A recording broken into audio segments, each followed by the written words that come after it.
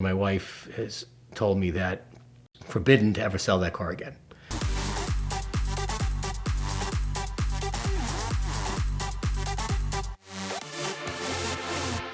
So about 15 years ago, I was looking on the internet at the Alfa Romeo Owners Club.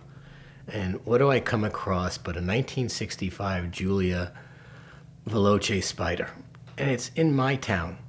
And my office is in a small town in northwestern Connecticut, 10,000 people, and the car is 2 miles away from me. So I call the guy up, and one of my associates and I hop in the car. We go over there, and as soon as I pull in his driveway and I see his garage, I know I'm buying this car. He's got another one sitting right next to it. He had bought this one for his wife, an older gentleman, and we have a nice chat, and I take the car for a spin, and yeah, I always loved the way the Giulia looked.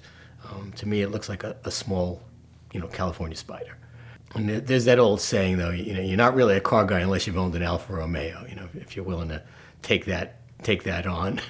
So I arranged to have the car looked at. We both, knew the same mechanic. I had the car looked at, examined, and bought the car, and really enjoyed it. It needed to get sorted out. It took me really a couple of years to get it sorted and running correctly.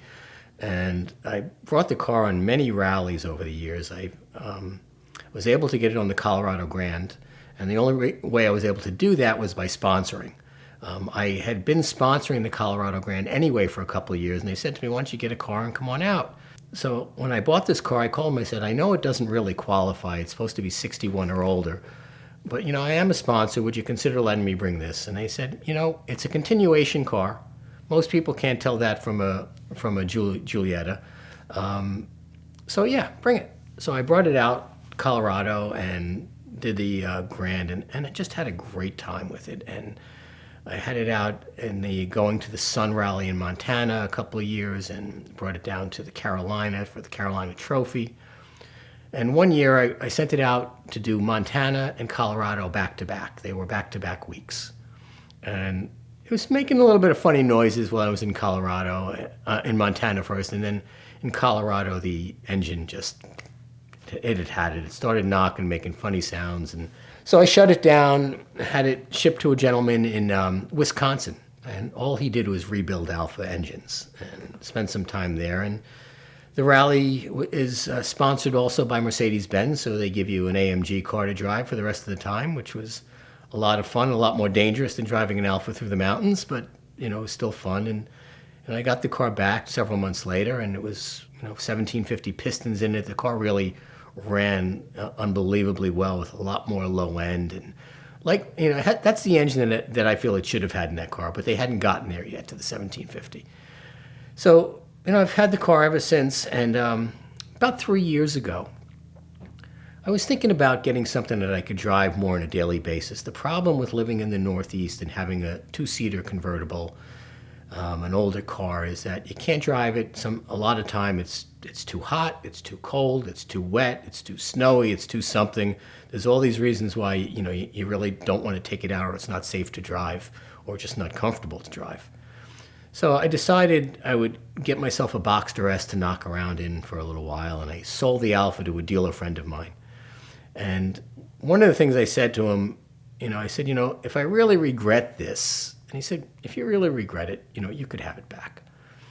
So I get the Boxster, and I had it about 6 weeks. I put maybe 1,000 miles on it, and it drove unbelievably well. I mean, the car just does everything and handles perfectly. Maybe the best balanced car I've ever driven. But I'm driving along one day, and it occurs to me, this is just like having a daily driver.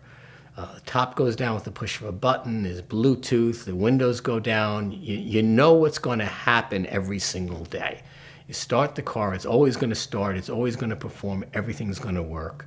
And it's just kind of predictable. And I was missing my Alfa. I was longing for it. And so I go to my office the next day, and I get online, and I go to my friend's website, and there's the Alfa. And the pictures were unbelievable. The lighting was great. The write-up was great. I'm thinking, why don't I still own this car? What was I thinking here? And I'm looking at his website, and I think within about 3 minutes I was on the phone with him. And I said, do you remember the conversation we had if I really regret it? And he said, why, you're thinking about having your Alfa back? I said, yeah. He goes, you can have it back. That was the deal we made. He goes, you just have to make me whole. Got shipping to the West Coast and back, and some money I spent on fixing it up and cleaning it up, and, just send me a check when you can and arrange for shipping, and we're good. So I got the car back, sold the Boxster, lost a few bucks on that, lost a few dollars for the spa visit to the West Coast for the Alfa, and got the car back, and my wife has told me that forbidden to ever sell that car again. When I gave it away a couple of years ago, it was about 3 times the value of what I paid for it in 1994. And now it's probably 4 times the value. So, you certainly don't mind spending money on a car that's appreciating in value. But again, that was never the intent. The fact that it has gone up, that's great. It's nice to have something that goes up in value instead of down for a change. Hopefully it won't crash like the stock market does too on occasion. The car just feels too right for me, and I like it too much to ever want to give it up again. And what I realized is that driving an old car is very meditative. And, I don't have any music in the car. It's you and the engine and the sounds of the road and the smells of the road. And day to day, you don't know what's going to happen. And that is part of the adventure. That's what makes it so much fun and so special to have an old car, that you just don't know. This car has a ghost. On any given time, you turn the key and nothing happens.